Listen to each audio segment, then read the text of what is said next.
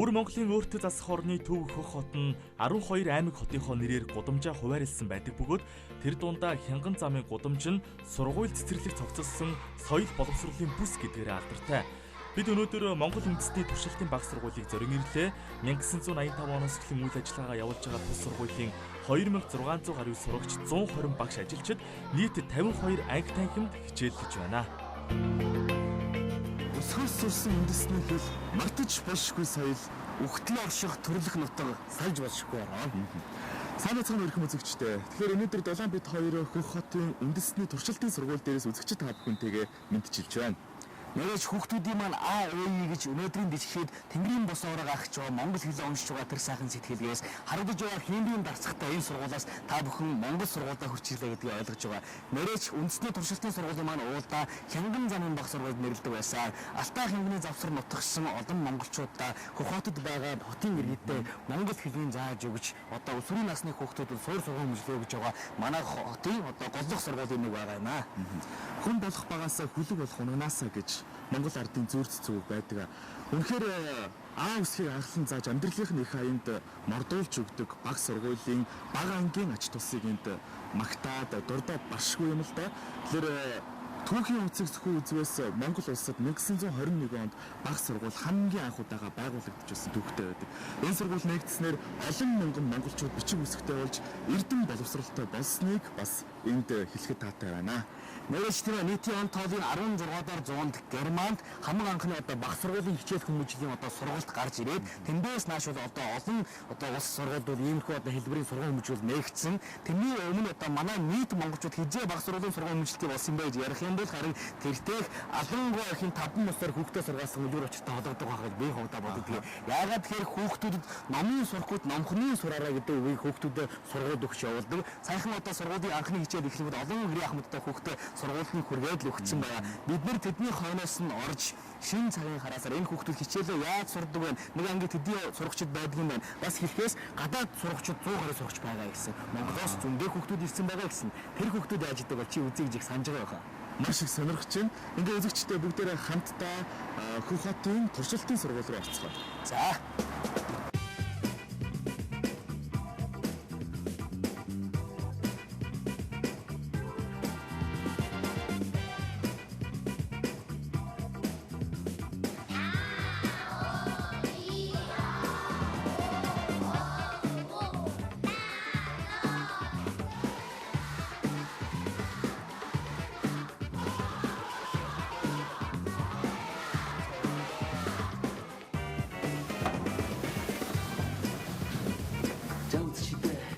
Эхлэлний тухай сайхан шүлэг эргчүүд нь санаас боход энэ ангид яг хэл бичгээ сурж байгаа монгол хэлээ ойлгож дээдлж явж байгаа монгол дээлдэхээр хичээлд ордог хүүхдүүд нь тэгээд жинхэнэ ухаанаас одоо мэдрэгдэж байна.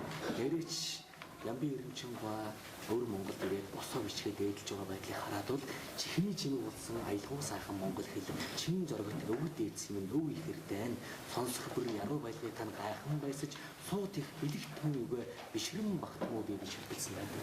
Нэрэж тэр сайхан шүлгээс өнөөдрийн хүн болгоны боддог боддын сайхан чавц бидэнд хүрч байгаа. Тэгэхээр энэ сайхан орчинд ирсэн манай анх хоёр нь бас ямар сайхан сэтгэлтэй сууж байгаа байх санаж байна. Тэгэлгүй яхав. Чиний яг түрүүний хэлсэнчлэн босоо бичиг, монгол хэл бичиг маань яг энэ цаг мөчтөр яг энэхүү танхим жинхэнэ утгаараа биелэлээ олж, жинхэнэ утгаараа энэ хэлний утга учирыг мэдрэх шиг санагдаж байна.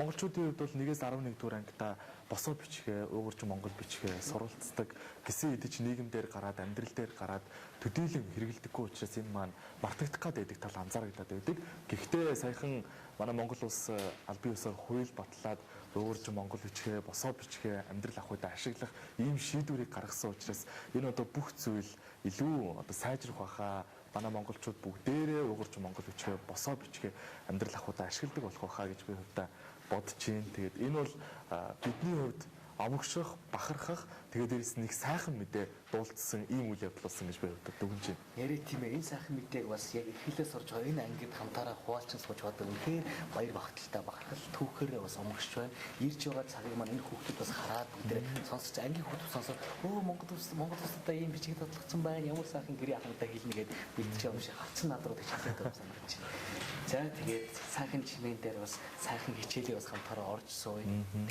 За тийм. За багш би нэг асуулт асууя.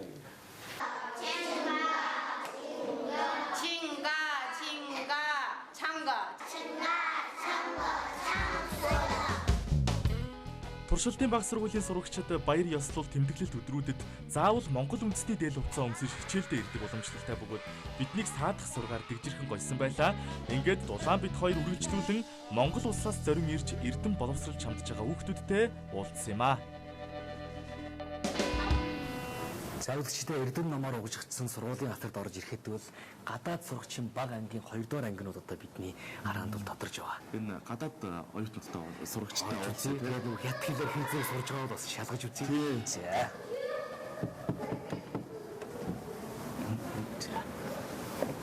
За үзэгчдээ бид яг энэ сургуулийн 1-р ангийн бэлтгэл анги өөрөөр хэлэх юм бол Монгол сурагчдын сурдаг ангид орж ирээд байна. Дөнгөж сая хичээл дуслаа шүү агаар салхинд гарцгаа игээд завсралгаан болсон энэ хоорондоо бүгдээрээ амжаад Монгол хүмүүстэйгээ уулзаад тэдний сэтгэл аж бодолтой бүгдээрээ танилцъя.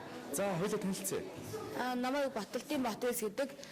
Тэгээ би энэ жил энэ сургуульд илсэн сурвалж байгаа одоо 1-р анги. За хөх хотод энэ жилээс юу суралцж байна уу те? Сурахад ер нь ямар байна? Хятад хэл ер нь хэр хэцүү байна? Хятад хэл сурахад бол тийм ч хэцүү шээ. Гэхдээ бол анх сурж байгаа хүмүүс хэцүү л юм байна. Энд ганцаараа сурч гинөө эсвэл аав ээжтэйгээ амьдарч гинөө? Ганцаараа. Дотор байна. Аав ээжээсээ хоол амьдрахад ер нь ямар байна? Тэгээд жаахан хэцүү л дээ. Аав ээжээсээ хоол дээр хэцүү. Хайлаа аймгийнх вэ? Би хотынх Улаанбаатар. Улаанбаатар. Аав ээж нь? Аав ээж хоёр манай аав Улаанбаатарт ээж өмнө гоё юм гэх. За. Яг одоо аав ээж хоёр нь бит хоёрыг яг цэнгэрлэг хэцээр дамжуулаад хүлээн авч сууж байгаа. Хүүхэд маань ер нь хичээлдээ хэр шамдж байгаа болоо гэж санаа зовоод байнга л одоо ингээ уцаар хараад холбогддог баг. Аав ээжтэй хандаад юу гэж хэлмээр вэ? Аав ээжтэй тэгээ хайртай шүү хүүний сайн сурж байгаа л гэж хэлмээр байна.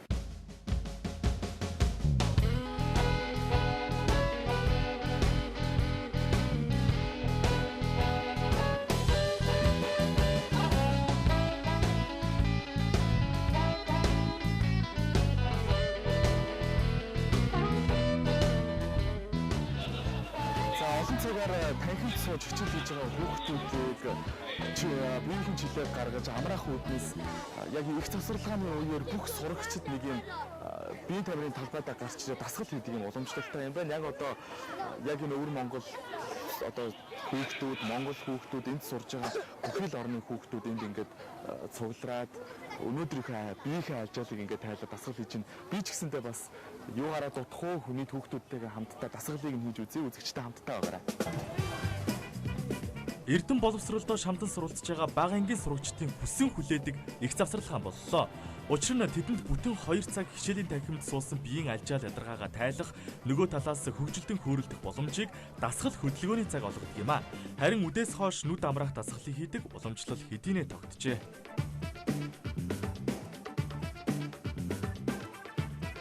Заавалчдаа ингээд хотын үндэсний туршилтын сургуулийг хөдөө ногоон зүлгэн дээр байж байгаа юм шиг Монгол улсаас энд ирж сурж байгаа хүүхдүүдтэй яриа хориотоо сууж байна. Тэгээ гэр орноо их сансан уу хүүхдүүд? За. Улаанбаатар телевизэд дандаа үздэг үстэй Монголдоо. За аль нэг төрлийн үздэг анхаа ахыгаа хараад ямар байна та нар? Анхаа ахыгаа үздэг үстэй. За тэгээд энд ер нь Монгол хүүхдүүд хичнээн суралцж байна. 140 За чамд ч өөрийгөө танилцуулаад би хэн гэж байна.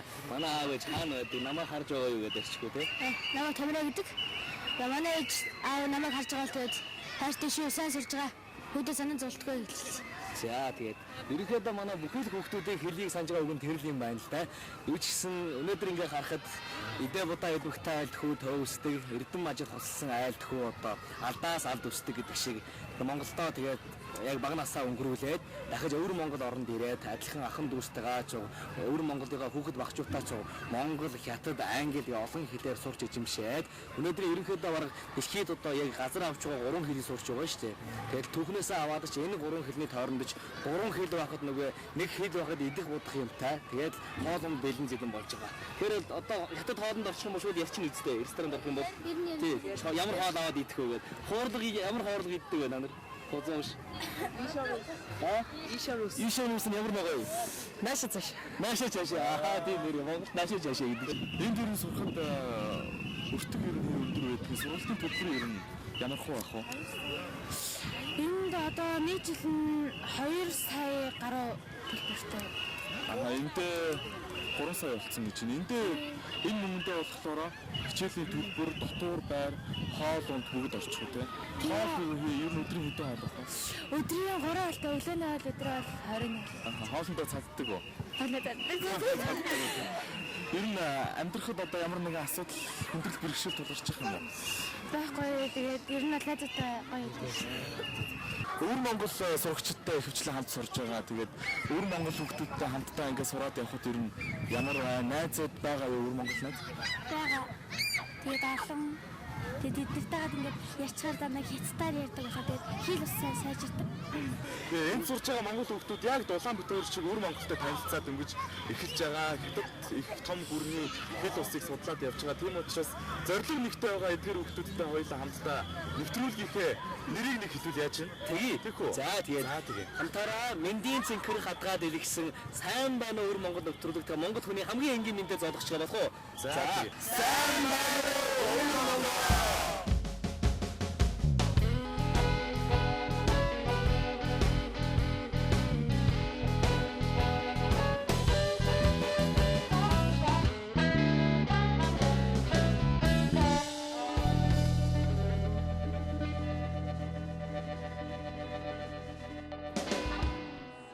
За үзэгчдээ Дулаан бит хоёрын энэ сургуульд жилдээ ганцхан удаа зохион байгуулагддаг тэмцээн уралдаантай давхцуулан хурж ирсэндээ үнэхээр олзуурхан хүлээн авч байна. Энэ тэмцээн бол хүслээр чигүүрсэн хүүхэд нас нэртэй хятад шүлгийн уралдаан юм а. Энд өвөр Монголын монгол сурагчид, Монголын монгол сурагчид хятад шүлгийг хинэн сайн уран яран унших вэ гэдгээр өрсөлддөг учиртай юм байна. Ингээд 3 жилдээ зохион байгуулагдж байгаа тэмцээн уралдаанд манай нэвтрүүлгийн уран бүтээлчид таарч за эдгээр хүүхдүүд хятадаар хинэн сайн уншиж байна вэ гэдгийг үзэж харах болсондоо маш баяртай байна. Ингээд үзэгчдээ бүгдээрээ хамтдаа Дулаантайгаа уулзцгаая. За үзэгчдээ ингээд нэгдүгээр нэрийн одоо шанал өргөмжилнүүд эзнээ хүлээгээд одоо уралдаан бол яг эхлэх гэж байгаа. Тэгээ ерөнхийдөө энэ сайхан уралдааны зохион байгуулж байгаа Хохотын үндэсний туршилтын сургуулиуд та бидний сайн таньдаг Номтой Монгол яриа итгэлийн уралдаан, Номтой Монгол шүлгийн наадмын өвөр Монголд анх дахь удаа 2 дахь удаа зохион байгуулсан одоо алдар хүндтэй сайхан сургууль байгаа. Энэгүүрээ бас нийт олонний одоо 2 орны ард түмэд танигдж байгаа. Яагаад гэвэл дэлхийн өнчиг болонгүй амьдарж байгаа бүхэн монголчууд бүх дэлхийн ард түмэн бүгдээр Номтой Монгол болъё, Номтой дэлхий болъёг санаачиж байгаа. За миний дүү чамаа хин гэдэг юм бэ? Хоёулаа танилцъя. Мэйл гэдэг. Мойлоо. За мойл маань өнөөдрийн тэмцээн уралдаанд ямар шүлгээр оролцох гэж байна? Мөнгөүй гэдэг Монгол хятад шүлэг. За тэр нь одоо яг ямар хуу утгатай учиртай шүлэг байх вэ? Өөрийн монгол үгээ магтсан. Тийм үү. Тэгвэл нийт одоо телевиз үзэж байгаа үзэгчидтэй томоодохгүй тайзан дээр уншиж байгаа тэр шүлгийнхээ багахан хэсгээс нэг уншаад сонирхолтой яаж байна? Болно. 蒙古语，无论经历了多少浩劫，班级的马儿从未走远。无论何时，马儿在身边，成吉思子孙，热血依旧。